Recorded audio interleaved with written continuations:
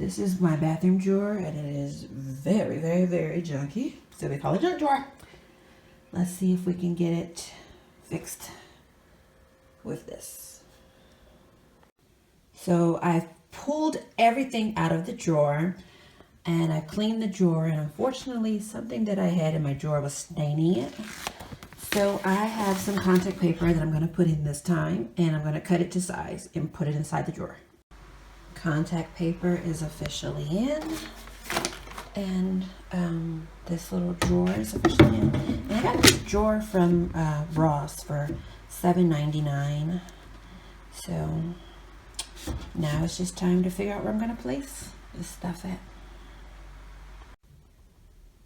This is the finished drawer.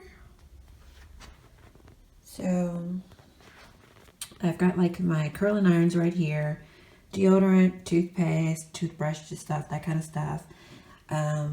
This right here is sentimental to me. It's my mother's, and she passed away, so I just keep that. And my razor, electric shaver, and then my face lotion that I use every day should be on the top, and I've got some nose cleaning strips and things like that underneath. Alright, so I also did this drawer, and I used a different kind of container for this one. It was like a 3-pack, but they kind of clip in together. And where did I find this at? Let's see. Does it have the sticker at the bottom still? No. But you can find these dividers like at Ross or Marshall's, TJ Maxx, Home Goods. And so what I've done for this one, I've got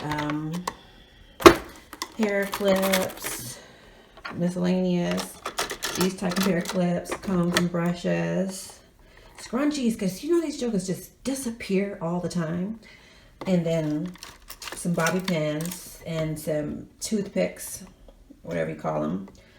And in the back I've got a little shelf as well of little miscellaneous stuff. This little thing came from the Dollar Tree.